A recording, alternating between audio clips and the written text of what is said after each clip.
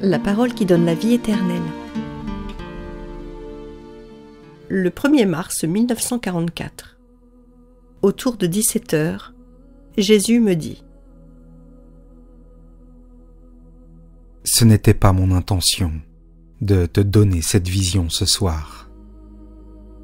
Je me proposais de te faire vivre un autre épisode des évangiles de la foi. Mais un désir m'a été exprimé par quelqu'un qui mérite d'être satisfait. Je le fais donc. Malgré tes douleurs, vois, observe et décris. À moi offre tes souffrances et à tes frères la description. » J'écris donc, en dépit de mes souffrances extrêmement intenses. J'ai l'impression d'avoir la tête enserrée dans un étau qui part de la nuque et conflue sur le front pour descendre vers l'épine dorsale.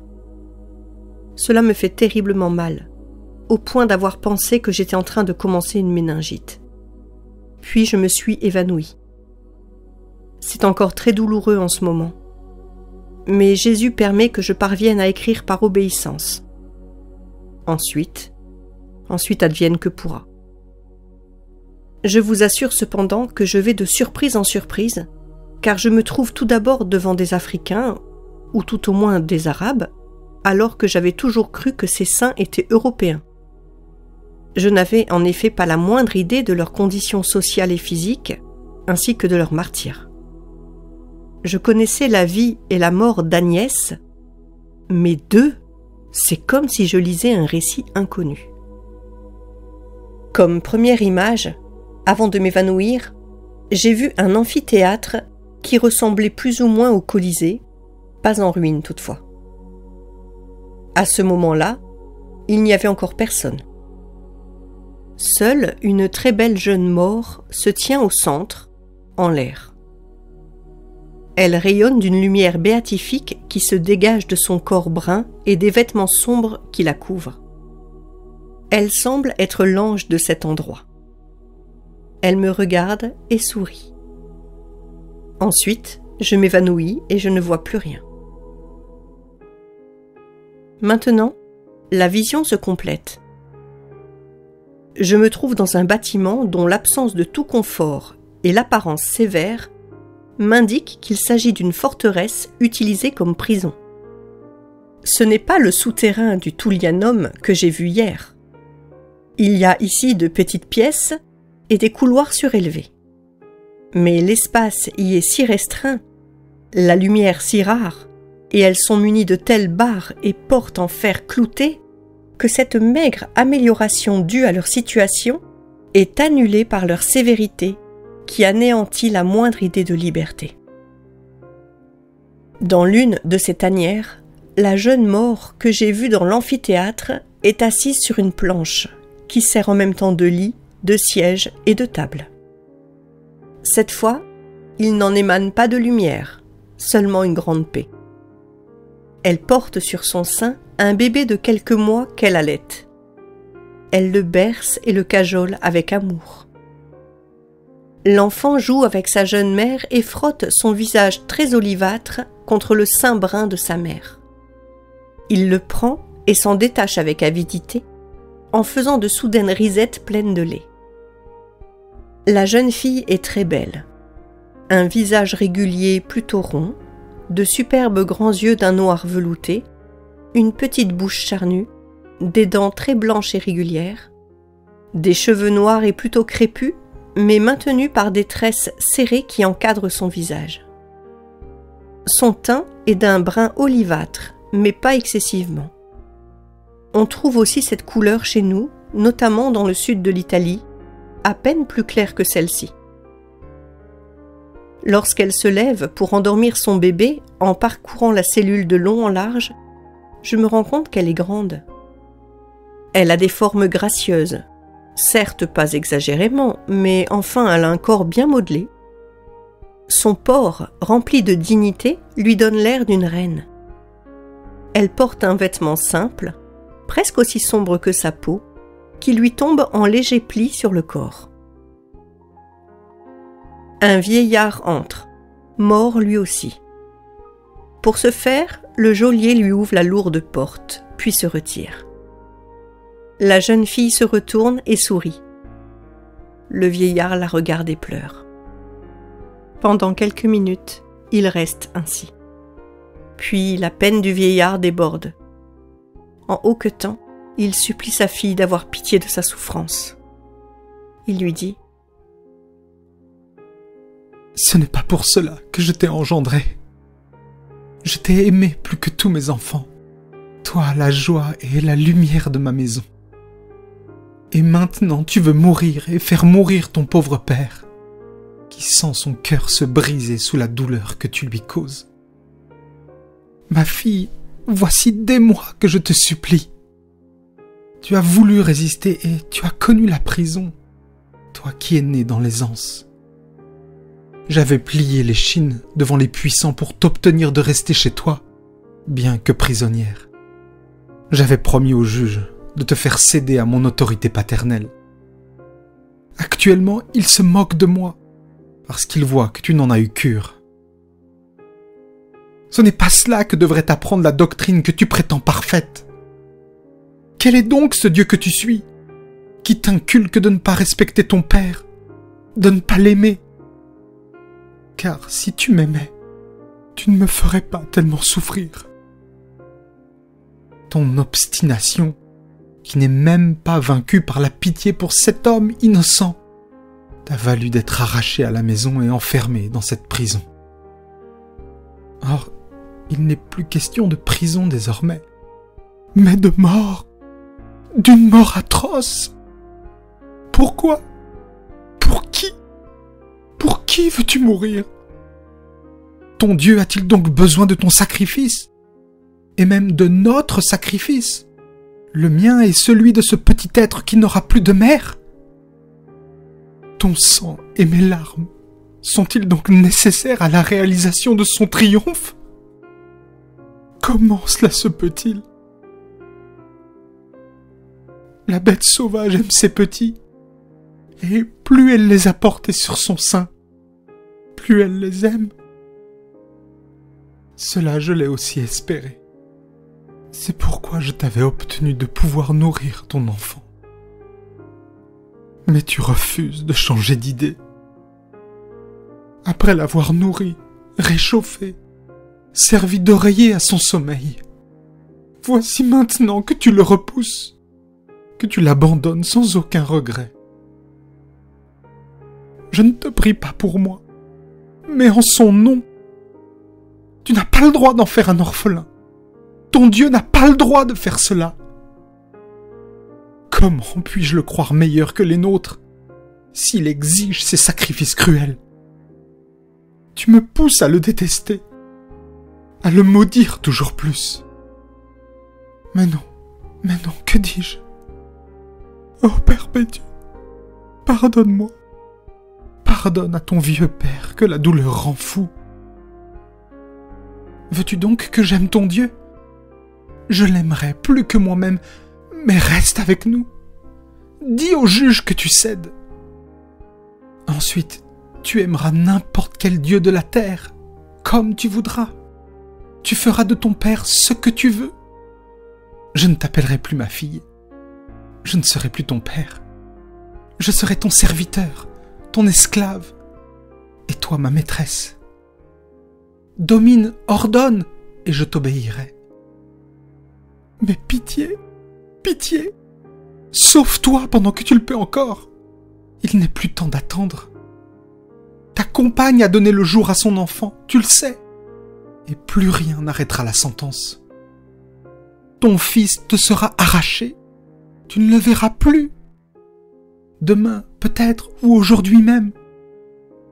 Pitié, ma fille, pitié pour moi et pour lui. Il ne sait pas encore parler, mais vois comme il te regarde et sourit, comme il invoque ton amour. Oh, madame, madame, toi, la lumière et la reine de mon cœur, la lumière et la joie de ton fils. Pitié, pitié. Le vieillard est à genoux. Il baise l'ourlet du vêtement de sa fille. Il lui enlace les genoux. Il essaye de lui prendre la main qu'elle pose sur son cœur pour en réprimer le déchirement humain. Mais rien ne la fait fléchir. Elle répond : « C'est en raison de l'amour que j'éprouve pour toi et pour lui que je reste fidèle à mon Seigneur.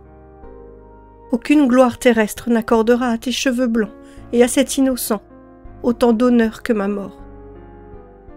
Vous parviendrez à la foi. Que diriez-vous alors si j'avais renoncé à ma foi à cause d'un moment de lâcheté ? Mon Dieu n'a pas besoin de mon sang ni de tes larmes pour triompher. Mais toi, tu en as besoin pour parvenir à la vie, et cet innocent pour y rester. En échange de la vie que tu m'as donnée et de la joie qu'il m'a apportée, je vous obtiens la vie véritable, éternelle et bienheureuse. Non, mon Dieu n'enseigne pas à manquer à l'amour envers parents et enfants. Mais il s'agit de l'amour véritable. Maintenant, la douleur te fait délirer, Père. Mais plus tard, la lumière se fera en toi et tu me béniras. Du ciel, je te l'apporterai. Quant à cet innocent, ce n'est pas que je l'aime moins, maintenant que je me suis fait vider de mon sang pour le nourrir. Si la cruauté païenne n'était pas tournée contre nous, les chrétiens, j'aurais été pour lui la plus aimante des mères, et il aurait été le but de ma vie. Mais Dieu est plus grand que la chair née de moi, et l'amour qui doit lui être donné est infiniment plus grand. Même au nom de la maternité, je ne peux faire passer l'amour pour lui après celui pour une créature. Non, tu n'es pas l'esclave de ta fille. Je suis toujours ta fille et je t'obéis en toutes choses excepté en ceci. Renoncer au vrai Dieu pour toi. Laisse s'accomplir la volonté des hommes. Et si tu m'aimes, suis-moi dans la foi. C'est là que tu retrouveras ta fille, pour toujours, car la vraie foi ouvre l'accès au paradis. Or, le saint pasteur m'a déjà souhaité la bienvenue dans son royaume. À ce moment, la vision change. Je vois entrer d'autres personnages dans la cellule. 3 hommes et une très jeune femme. Ils s'embrassent et s'étreignent les uns les autres. Les geôliers entrent eux aussi pour enlever son fils à Perpétue. Elle vacille comme si un coup l'avait atteinte, mais elle se reprend. Sa compagne la réconforte. Moi aussi, j'ai déjà perdu mon enfant. Mais il n'est pas perdu. Dieu a été bon envers moi. Il m'a accordé de le mettre au monde pour lui, et son baptême s'orne de mon sang. C'était une petite fille, belle comme une fleur. Le tien aussi est beau, Perpétue.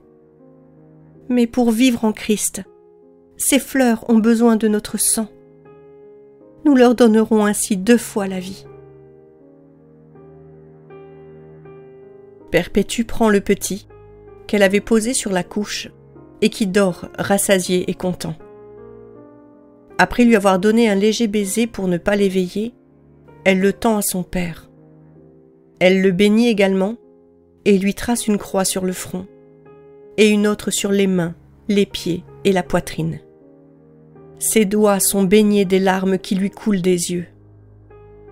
Elle fait tout cela si doucement que l'enfant sourit dans son sommeil comme sous une caresse. Les condamnés sortent ensuite et, entourés de soldats, ils sont conduits dans une cave obscure de l'amphithéâtre dans l'attente du martyr. Les heures se passent à prier, à chanter des hymnes sacrés et à s'exhorter mutuellement à l'héroïsme. Il me semble maintenant me trouver moi aussi dans l'amphithéâtre que j'ai déjà vu. Il est rempli d'une foule à la peau bronzée pour la plupart. Toutefois, il y a aussi bon nombre de Romains. Sur les gradins, la foule gronde et s'agite. La lumière est intense malgré le voile tendu du côté du soleil. Les 6 martyrs entrent dans l'arène en file. J'ai l'impression que des jeux cruels y ont déjà eu lieu car elle est tachée de sang. La foule siffle et insulte.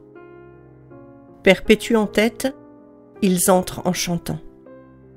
Ils s'arrêtent au centre de l'arène et l'un des 6 se tourne vers la foule. Vous feriez mieux de faire preuve de courage en nous suivant dans la foi, et non en insultant des êtres sans défense, qui répondent à votre haine, en priant pour vous et en vous aimant. Les verges avec lesquelles vous nous avez fouettés, la prison, les tortures, le fait d'avoir arraché leur enfant à 2 mères, tout cela ne fait pas changer notre cœur. Vous mentez, vous qui prétendez être civilisés, mais attendez qu'une femme accouche, pour la tuer ensuite dans son corps et dans son cœur, en la séparant de son enfant. Vous êtes cruels, vous qui mentez pour tuer, puisque vous savez parfaitement qu'aucun de nous ne vous cause de tort, et encore moins les mères dont toutes les pensées sont tournées vers leur enfant.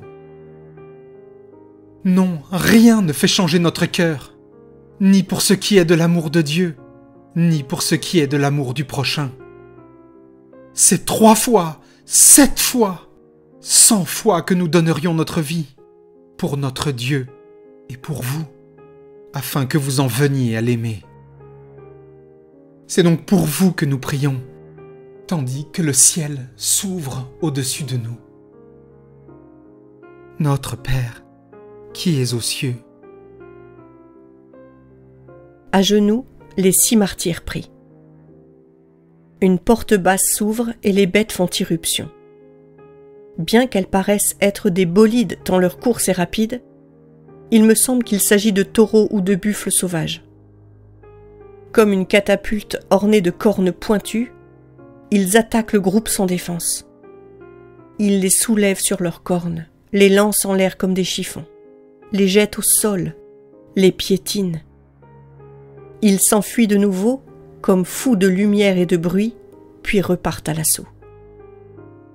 Perpétue, prise comme une brindille entre les cornes d'un taureau, est projetée plusieurs mètres plus loin. Bien que blessée, elle se relève et son premier souci est de remettre de l'ordre dans ses vêtements arrachés sur son sein. Tout en les maintenant de sa main droite, elle se traîne vers Félicité, tombée sur le dos et à demi éventrée. Elle la couvre et la soutient, faisant d'elle-même un appui pour la blesser. Les bêtes reviennent à l'attaque jusqu'à ce que les 6 martyrs, à demi-morts, soient étendus sur le sol. Les bestiaires les font alors rentrer et les gladiateurs achèvent l'ouvrage. Mais, que ce soit par pitié ou par manque d'expérience, celui de Perpétue ne s'est pas tué. Il la blesse sans atteindre le bon endroit. Elle dit d'un filet de voix accompagné d'un très doux sourire : « Mon frère, ici, laisse-moi t'aider. »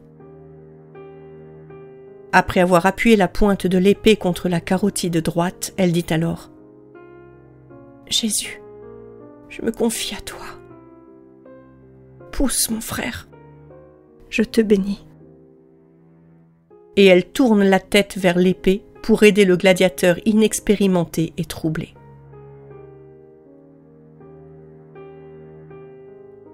Jésus nous enseigne à présent.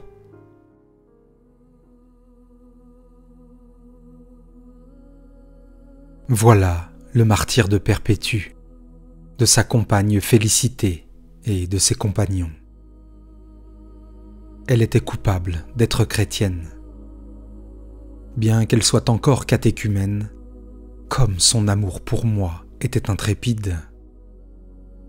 Au martyre de la chair, elle a uni celui du cœur, tout comme Félicité. Si elles ont été capables d'aimer leur bourreau, combien n'ont-elles pas aimé leur enfant? Elles étaient jeunes et heureuses, remplies d'amour pour leur époux, leurs parents et leur enfant. Mais Dieu doit être aimé plus que tout, et elles l'ont aimé de cette manière. On leur a arraché les entrailles en les séparant de leur enfant, mais la foi ne meurt pas. Elles croient en l'autre vie, fermement.